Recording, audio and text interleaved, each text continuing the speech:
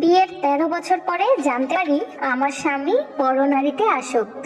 সেই রাতটা ছিল ঈদের রাত। বাহিরে থেকে এসে সে ফ্রেশ হওয়ার জন্য ওয়াশরুমে ঢুকেছিল, আর আমি খাবার গরম করে টেবিলে সাজিয়ে তাকে সালাম করার জন্য অপেক্ষা করছিলাম। কারণ প্রতিটা ঈদেই তার পায়ে হাত দিয়ে সালাম করি আমি। সেই 13টা বছর ধরে একই নিয়ম চলে আসছে। রাত আনুমানিক 12:30 বাজে। তখন দেখলাম তার ফোনের রিং বাজছে। আমি গেলাম ফোনের কাছে, গিয়ে দেখলাম আননোন নাম্বার। তাই আমি ফোনটা রিসিভ করলাম না। ফোনটা হাত থেকে রাখতে যাব, সেই মুহূর্তেই টুং করে মেসেজের শব্দ হলো। সচরাচর আমি কখনো তার মেসেজ চেক করি না, কিন্তু ফোনটা যেহেতু হাতেই ছিল তাই মেসেজটা আমি দেখলাম। যা দেখলাম তা দেখার পরে যেন আকাশটা আমার মাথায় ভেঙে পড়লো। আমার স্বামী 12 বছর হলো একটা মেয়ের সাথে প্রেমের সম্পর্কে জড়িত। তারা কবে, কোথায়, কখন দেখা করেছে সবকিছু সেখানে লেখা ছিল। তার দেওয়া গেঞ্জি পরে আজকেও তার সাথে দেখা করে আসছে, সেই কথাটাও লেখা ছিল। আরেকটা কথা বলা হয়নি, আমরা 4 বছর প্রেম করে পারিবারিক সম্মতিতে দুজন বিয়ে করি। আমাদের 2টা সন্তানও রয়েছে। আমিও আমার স্বামী দুজনেই শিক্ষিত। আমি চাকরি করি, কিন্তু আমার স্বামী তেমন কিছু করে না, ফ্যামিলি বিজনেস দেখাশোনা করে। কারণ তার বাবার অঢেল সম্পদ ছিল। সে মাঝে মাঝে টাকা ওড়ানোর জন্য এখানে সেখানে যেত। আমার স্বামীর একটা বাজে অভ্যাস আছে, বন্ধু বান্ধবের সাথে বাজে আড্ডা দেওয়ার। এগুলো করতে গিয়ে সে লাখ লাখ টাকা শেষ করেছে। সে যাই হোক, তবে সন্তানের মুখের দিকে তাকিয়ে সবটা মেনে নিয়েছিলাম আমি। তাছাড়া তাকে প্রচন্ড ভালোবাসতাম আমি ভাবতাম এক সময় সে এগুলো সবকিছু থেকে বের হয়ে আসবে, কিন্তু এখন দেখছি সে একটা মেয়ের সাথেও জড়িয়ে গেছে। যে মেয়েটির সাথে সে সম্পর্ক করছে সেই মেয়েটি একটি প্রাইভেট ক্লিনিকের আয়া। অনেক সময় অনেক মানুষ এসে এই সম্পর্কে আমাকে বলেছে, কিন্তু স্বামীর প্রতি অগাধ বিশ্বাস আর ভালোবাসার কারণে কখনো আমি সেসব কথা কানে তুলিনি। যাই হোক, বাস্তব বড়ই নির্মম। যেটা মনে মনে সবসময় ভয় পেতাম, আজকে সেটাই হতে চলেছে।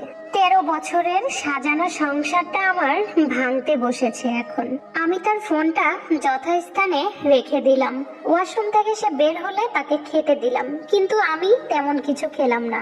খাওয়া শেষ হলে তাকে রুমে ডাকলাম, বললাম তোমার সাথে কথা আছে, রুমে আসো। ও রুমে আসার পর আমি ওকে বললাম, তোমাকে কিছু বলতে চাই, সত্যি উত্তর দিবে তো? বলো। আমি কিন্তু সবকিছু জানি।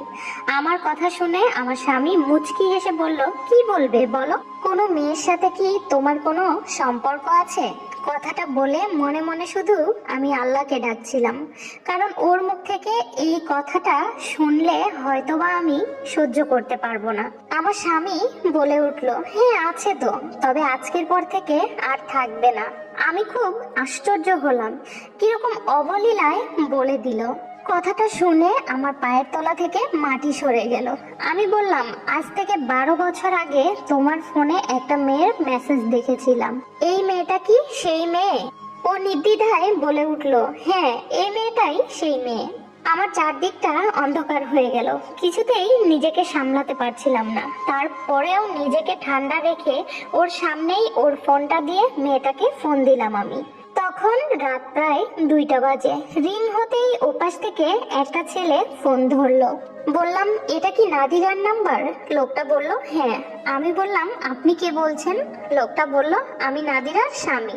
আমি বললাম, আপনি কি জানেন আপনার বউ একজনের সাথে প্রেম করে, নাকি নিজের বউকে বিক্রি করে দিয়েছেন? লোকটা বলল, কি যাতা বলছেন আপনি? আমি বললাম, হ্যাঁ। এটা বলতেই আমার হাজবেন্ড আমার হাত থেকে ফোনটা নিয়ে আছাড় দিয়ে ফোনটা ভেঙে চুরমার করে ফেললো, আর আমাকে 2টা লাথি দিয়ে বিছানা থেকে নিচে ফেলে দিল। আমি কিছু না বলেই আস্তে করে চলে আসলাম অন্য রুমে। সে সময় মনে হয় আমি কাঁদতে ভুলে গিয়েছিলাম। ঘরের দরজা বন্ধ করে আমি নিজেকে শেষ করে দেওয়ার জন্য চেষ্টা করলাম। সেখানে আমার স্বামী এসে ঘরের দরজা ভেঙে আমাকে বাঁচালো। তারপরে সে আমার কানের উপর সজোরে 2টা চড় বসিয়ে দেয়, যেটার কারণে 7 দিন আমি ওই কান দিয়ে কিছুই শুনতে পাইনি। আমি ভাবতে লাগলাম, সে আমাকে বুকে জড়িয়ে না নিয়ে কেন আমাকে চড় মারলো? এই মানুষটা কি সেই মানুষটা যাকে আমি ভালোবেসেছিলাম, যে আমাকে একদিন না দেখলে থাকতে পারতো না?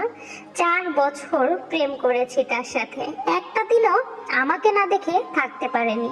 আমি যখন হোস্টেল থেকে গ্রামের বাড়িতে চলে যেতাম, তখন সে আমাকে দেখার জন্য আমার গ্রামের বাড়ির রাস্তায় গিয়ে দাঁড়িয়ে থাক। আর আজকে সে আমাকে আঘাত করতেও দুবার ভাবছে না। তাই আমিও মনে মনে ভাবলাম, আর যাই হোক, তার সাথে একই ছাদের নিচে আর থাকা যায় না। তাই আমিও আমার 2 সন্তান নিয়ে বাসা থেকে বের হয়ে গেলাম। সে একবারও আমাকে আটকানোর চেষ্টা করলো না।